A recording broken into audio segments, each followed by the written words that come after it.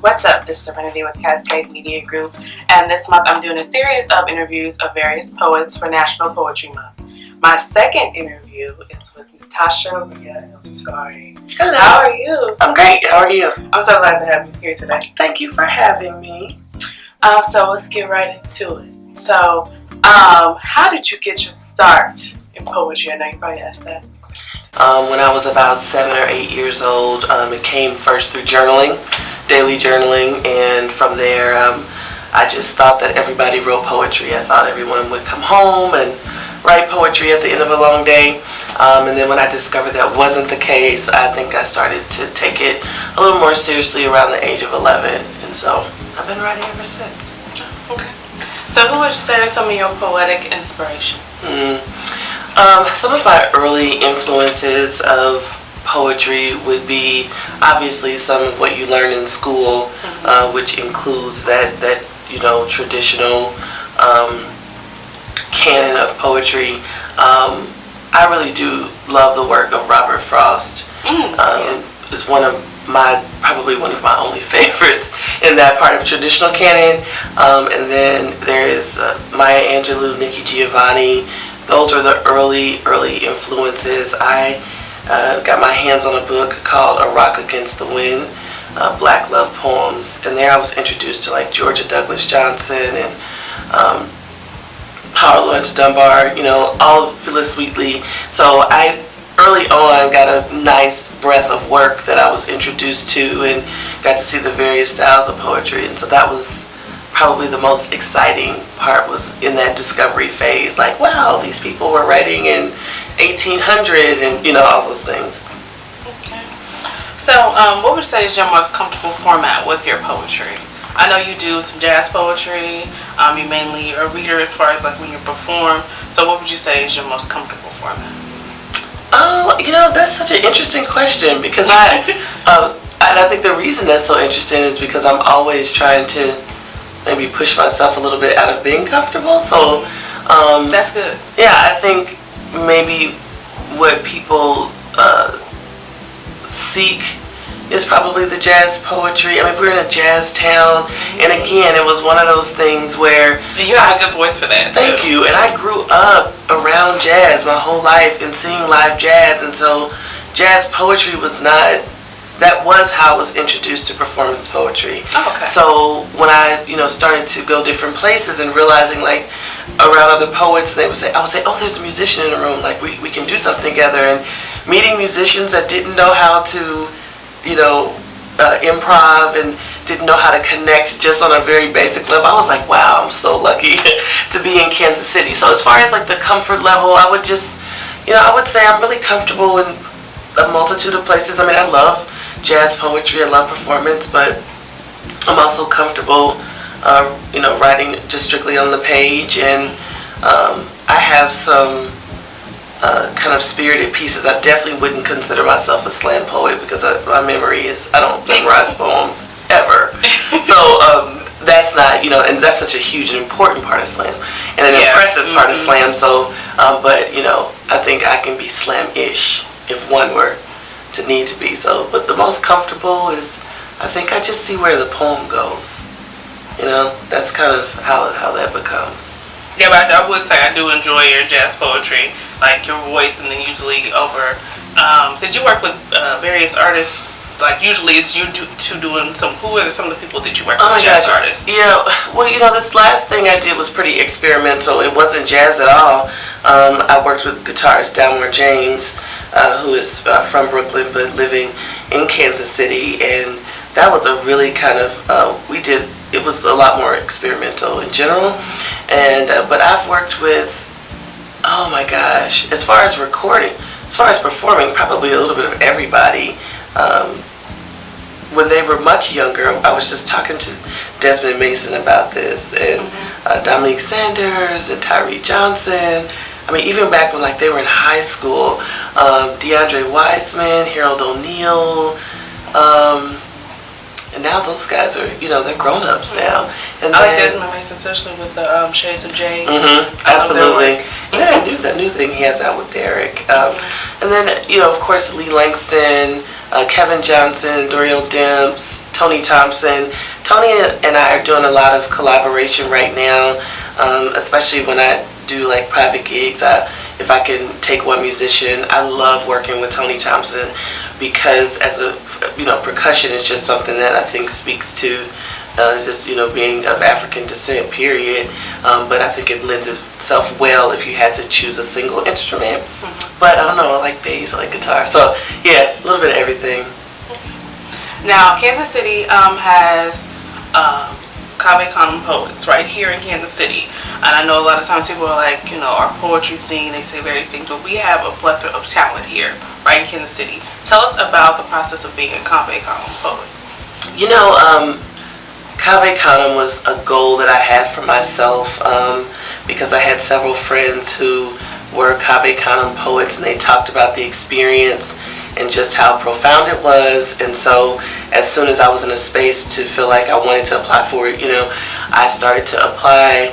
And I think it took me like 5 years before, maybe 5. I need to go back. So it wasn't something that just happened right off the bat? It wasn't. Absolutely not. No. I was. Sometimes people are like, how many times? All right, you must have did it and got it right away. Yeah. No, not at all. In fact, the year that I did get in, I think they had a record number of applicants.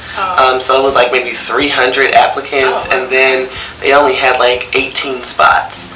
So it's pretty. Yeah, and even this year, I have a friend who applied, and he, it was, I think they had 209 applicants and 12 spots. So it is very competitive, and the fact that Kansas City is so saturated. Cave Canem was created by Toy Derricott and Cornelius Eady in 1996, and so we recently celebrated the 20th year anniversary, and it's a retreat that writers commit to going to for 3 years. You have 5 years in which to complete your 3 years, and you go and do week-long residencies with Cave Canem faculty who are also faculty of and distinguished writers of African descent.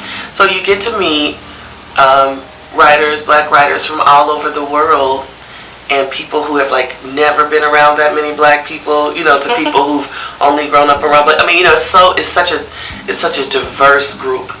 People who are strictly writing for the academy, and people who are performance writers, people who are multi-genre writers, and just the fellows are just as decorated as the faculty. They have done and achieved a lot of work, and so some of the people that I was in Cave with, they came out, they won the National Book Award, and and then Timbaya Jess, who is faculty, just won the Pulitzer Prize for poetry. I've been in sessions with Patricia Smith and Claudia Rankin, Chris Albani, obviously Toy and Cornelius is at MU now. Had an opportunity to meet Michael Harper. I mean, you're talking about these seminal living out people. I had a chance to meet, I had already met Amir Baraka, but he did a song in Ascension. I mean, Rich Sapphire came one year, and so it was really great. And there are I think 5 of us here in Kansas City, all doing different things, but yeah, really powerful experience, because to be able to create, so for a lot of writers, last year they did a report saying that published African American poets only make up 0.5% of all published poetry in like major anthologies and books and things like that. And so, but we make up 2.5% of the poets. And I don't know what they're considering or counting the numbers, but obviously it's going to be based in academia and major book prizes and things like that. So, I always say iron sharpens iron. It was an opportunity. Whatever you thought black poetry could be, you saw an example of that in the 54 people that were there. So, super powerful. That sounds like a good experience. So, what would you say your poetry is called, and what would you call it? What would I call it? What would I say it is? Yeah. Well, I believe it is a reflection of, what I see in the world, and in a kind of a non-judgmental eye. Okay. You know, I really, and of course we all have bias, but I really just try to capture what I always did when I was a girl, which was just the truth of something, instead of capturing what I wanted it to be. You know, just what is it? And so I think we lose that as adults because we are taught to be polite and nice and well behaved, and so we stop looking at something for just what it is. And I kind of like to write about that. Does that answer that question? Yeah, it kind of does. Okay. You can ask it again. What was part 2? That was it. Okay. What would you call? I know when Timmy came out, he said he called it a conversation. Oh. So just kind of like. Yeah, I don't think mine is that's good. It's definitely narrative, but it's not a conversation. I definitely think it's clearly a voice of a black woman. Okay. I don't ever want it to be mistaken or anything. I was like, I don't. You unapologetically Yeah, woman? Okay. Absolutely. And I don't ever want to be like, I want this to feel like it's a universal. No, my blackness and my womanness is universal. I don't want to cloak it in anything other than what it is. That's what it is. Yeah. Speaking of that, you said womanness. Do you identify yourself as a womanist or a feminist? You know, I identify myself as both, simply because so many people don't understand what womanism is. That's true. Thank you, Alice Walker. I just love her to pieces. For clarifying. Yes. And if people are curious about what womanism is, it's just a perfect essay that she wrote on it that you can read at any level, called Womanism by Alice Walker. You can pull it up online. It's not difficult to find, and she explains the difference. I think she wrote that essay in maybe 88, which would have made me about 12 years old at the time. But also, I came up with Bell Hooks, Talking Black, Thinking Feminist, Thinking Black, and it is the intersection not only of race and gender, but I think also class. We are so uncomfortable talking about class in this country. There's a lot of classism in America, which we don't really talk about. Absolutely. And even within the art scene, even within poetry, there's always class issues, and class issues aren't bad, they just are present, right? Mm-hmm. It's just like, this is what it is. Right. And we don't talk about how race and classism intersect a lot of times. Oh my gosh, they really do, as well as gender and expectation and all those things. And so, yes, I definitely, I started identifying myself as a feminist, or as a womanist/feminist when I was about 14 years old. And it was after completing Talking Back, which was the hardest book I'd ever read. It's like, you look at a sentence and all the words are like multisyllabic and just, what is happening here? But, of course, I was young. I've gone back to read it. And she's just a brilliant mind. She's written probably, I think Bell Hooks has written over 12 or 15 books. Like, she's maybe even more than that, but she's heavy into the academy. And again, just like Alice Walker said, womanism includes our men and our children, whether we give birth to those children or not, and whether we date or partner with those men or not. That womanism is not exclusive to only women. It is women having equality and voice within their community of men and children, and it doesn't exclude them. And so I'm glad you said that. Yeah, that's very much just the African way, in so many ways of just doing things. I mean, matriarchy and woman power is not unusual to people of African descent. So it makes more sense too, because to me, the things that I feel like white feminists struggle with are things that I don't feel like African American women necessarily struggle with. Obviously, on some planes they are the same, but I think even in just from things in the celebration of our bodies or our beauty, I think we're so much further along in a lot of those things that I don't really contend with.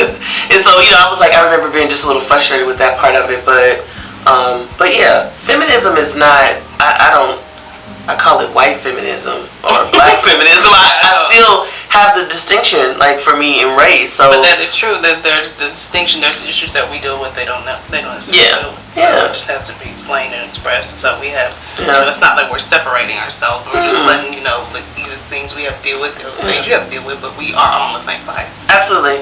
And womanism is so beautiful. Just the word. Yeah, it is. I like this. Stand in your womanishness. Yeah.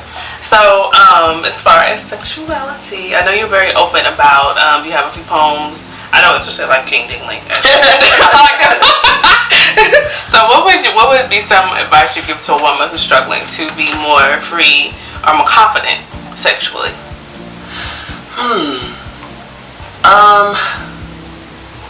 Well, I believe that my sexuality, like most people's sexuality, was developed by watching the people around them and listening to what they were receiving from the people around them, whether they were older sisters or brothers or aunts or uncles or mothers or fathers or even grandparents.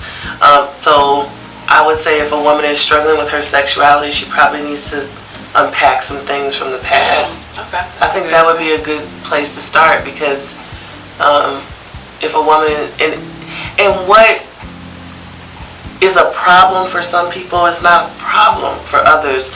So, you know, embracing your sexuality really could be embracing the fact that you're not a person who is heavily charged by sexuality, right? Like, you just may not be that person, and that's okay, because we live in a society that somehow says that's not okay.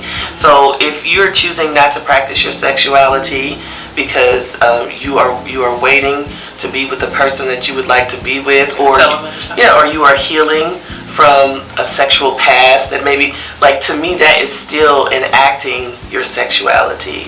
And I think that women have to also just get comfortable with themselves.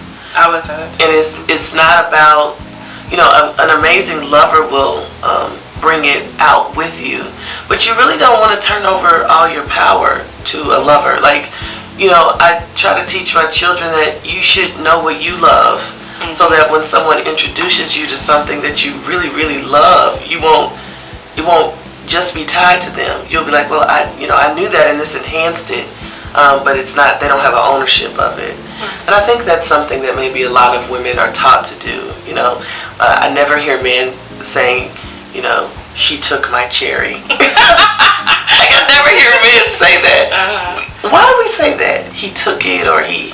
Well, you know, women in our sexualities, it's considered to be sacred, that type of thing. And it's always tied to the man. Yeah, it is. It's tied to this person who may or may not care about that part of us, right? So I teach first, not only, you know, to my children, but, you know, even in talking with my friends, that you're sharing, right? You're sharing yourself. Hopefully you have that opportunity, and if that was taken from you, that you can still take back your power, and in all your other experiences you can share.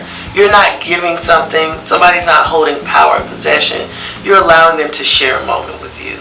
And that just really empowers both people and doesn't put this unnecessary pressure on somebody who maybe just want to get their rocks off.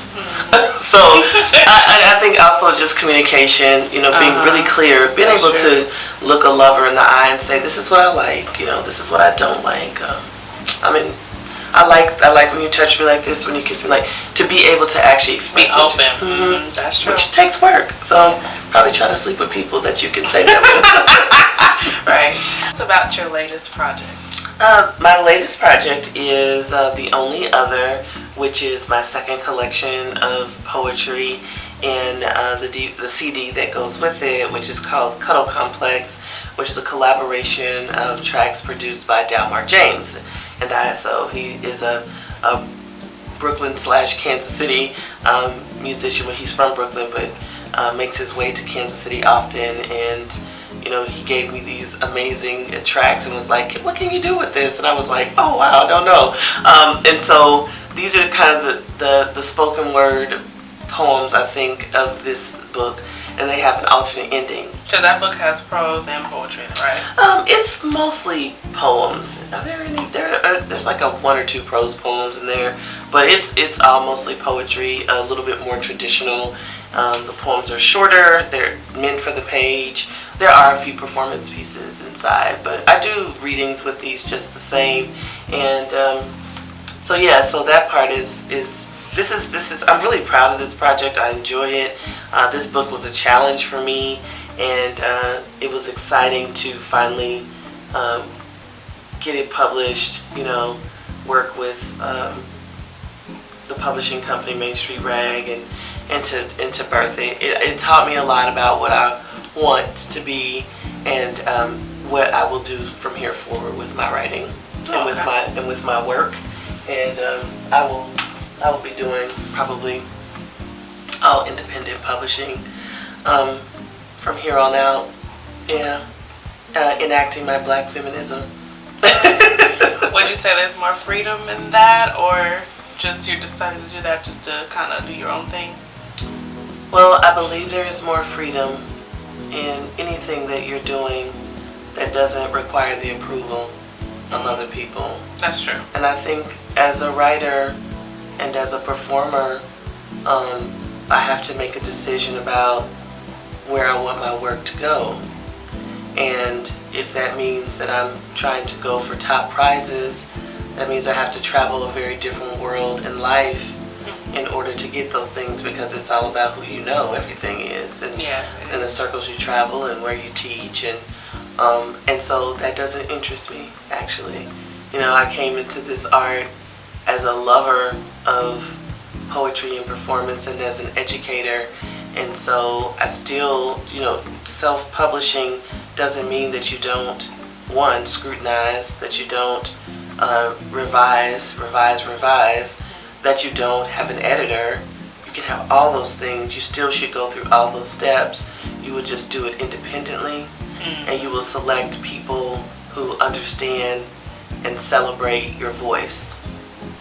We have so much technology now that, we can have this conversation and we can be aired, and you don't have to go through Fox to do that. And that's right. You know what I mean? And we can talk about what we really want to talk about. Yeah. And without freedom of the internet. Yeah, without someone saying, I want you to wear a blonde wig, or I want you to wear makeup. We don't have that. We don't have that space anymore, and we can create it. It's gonna look different. Right. That's true. It's gonna have its own set of challenges. But I don't think for my audience and the people who enjoy my work, I don't think they care if it was if I'm a MacArthur Fellow, or, if I'm a McDonald's fry flipper. I don't think they care about that. I think they connect with the poetry, and they appreciate that. And so, and I want to, when I lay this body down every day, and at the end of my journey, I want to know that it was my voice. I appreciate that. Yeah. So what are some upcoming events? I know you do a lot of different events. I know Lee Langston has the Badooism coming up. Yeah. Are you going to be involved in that? I'll be there.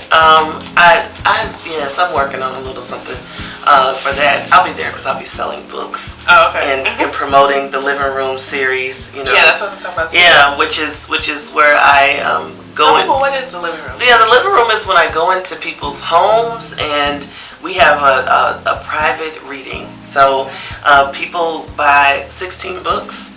And right now I'm running a special. They're $10 each, so that's why it's 16. But buy at least 16 books, gather their friends together, and they select the poems that they would like for me to read. And with The Only Other, we do a discussion. Okay. But with Screaming Times, it's more performance and Q&A. But people really want to talk about The Only Other. It's a heavy book. It's written from the perspective of the other woman, and so people come very charged and wanting to share their experiences, or to share, I just want to be a fly on the wall. Yeah, it gets very interesting. On some of that, and again, it's that idea of this unapologetic voice, right? Mm-hmm. What is it like for, to not have the patriarchy presenting what the other woman looks like? What is it to have that voice come as it is? So I do those, and then I'm working on a collaboration with Kevin Churchboy Johnson. I like his music. Yeah, we've been working on this forever, but it's going to be on his album fingers crossed. I don't know when it's coming out. And then also I'm working on a collaboration with Charlotte Fletcher.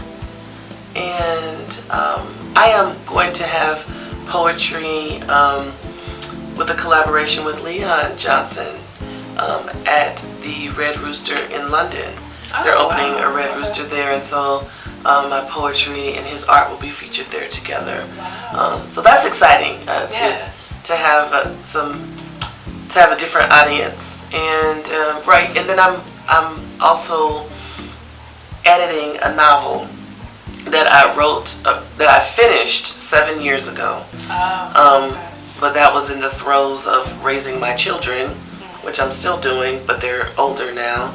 And so my projected date is around October, but I might have to push to November. It just depends on how the fall looks for the other things that I'm involved in.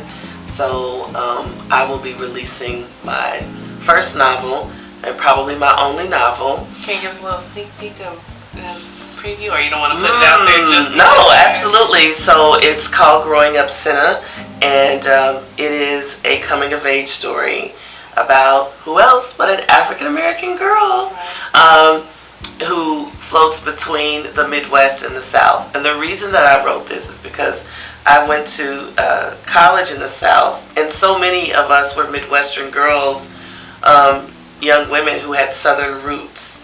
And so, you know, the Great Migration heavily impacted where we all landed, but there were people, of course, obviously, that stayed in the South. And so the South meant so many things to be like a generation removed from the South. And I think that's an important thing to write about, because when you go back, you realize, like, ooh, I'm very not Southern. So I realized how un-Southern I was once I, you know, was back in the South for undergraduate at Jackson State University. And so this book just started brewing. It's a bit of an underlying love story too, but I wrote the book with the intention that mothers and daughters could read this book together. Oh, okay. And they could talk about what the characters were experiencing versus maybe what they experienced, and it's just like an opening to bridge a bit of like maybe conversation around girlhood and womanhood. I wrote it from a 1990s perspective because that's just like the era I grew up in. So it was for me to take on the novel was enough. I had to kind of go back to a place that I knew. But this girl is not me. It is. I mean, if there are autobiographical pieces, but it's not an autobiography by any way, shape, or form. It's really the stories of so many girls that I grew up with and around, and it's good. It's a good book. You know, I like it. I'll see how much I like it again. I might burn it all in the final edit, but yeah. And then I'm working on the third collection of poetry called Still Life, and that is about 4 generations of Black feminism. So it is about 75% of the way finished. There's a play that I'm working on, and there's another collection that's going to come after that. So I have something to keep me busy when my son goes off to college. Yeah. Okay. So tell everybody, how can they get in contact with you if they wanted your book, or if they want to set up a living room or anything like that? Yes, if you want to set up a living room, if you want to set up I'm on Facebook, and my page is Natasha, Natasha Ria Ria El-Scari, EL-SCARI, it's capital S, comma poet. So that's the page on Facebook. I'm also on Instagram. I am also on Twitter. I'm on LinkedIn. And I have a website, which is www.natasharia.com. So, so that's, yeah. Or, you know, you guys see me out. Just I've only had one cell phone number, so I'm sure most of Kansas City has my cell phone number. So yeah, that's the best way to contact me. And the next upcoming event you said you'll be at is Buddhism, but you're not necessarily performing. No, I think I am going to do something. Okay. I'm gonna do a little something there, but I'm not a part of the the full. I'm not going in all the way. Lee's not letting me sing at this one. He hating. And you all will thank him for that. But yeah, I don't have any other. You know, my son is finishing up his senior year and graduating, and I also co-own a mobile grocery store, so this month has been, but I'm still available for living rooms. I had a few last month, and I think I have one scheduled for May. So, are you doing anything special for National Poetry Month? I am currently reading Angela Jackson's "Where I Must Go," which is not a book of poetry. It is actually her novel, and so no, I'm not. I'm always reading. I'm always writing. So, I was going to do these 3 small, intimate shows with a couple of musicians, and my schedule I couldn't even pull it off this year. But next year, I'm going to plan before March 31st. Right. Yeah, it stinks up on you. It does for National Poetry Month. Yeah, so I know at the beginning of the month, I'm like, yeah, I'm going to do the 30 for 30. And then, life happens, you're busy. Yeah, 30 for 30. Whatever. I remember entering that a couple of times, and I was like... sometimes I'm like, not trying to be funny, those prompts, so, yeah. I'm like, it's not going to happen. Well, yeah, I'm not... I've gotten some good things from those experiences, but the 30 for 30 is always exhausting. I like reading other people's 30 for 30s, but...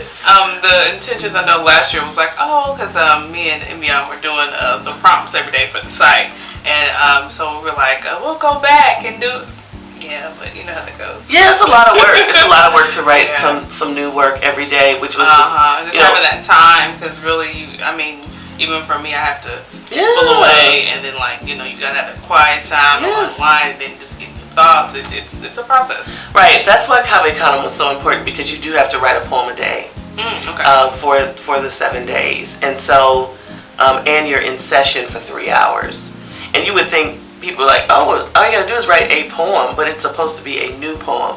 Right. And if you submit to the process, you really should go and write a new poem. And sometimes these other poems will birth.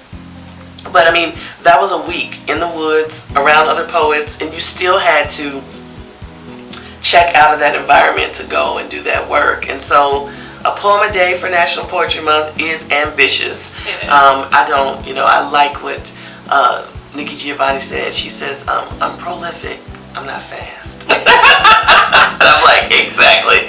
So it takes some time. It definitely takes some time. Thank you, Natasha. Thank you. Appreciate you. As I stated, we are doing a series of interviews of various poets for National Poetry Month. She is my second person to interview. Thank you. And of course, I'm Serenity, reminding you to spit your piece.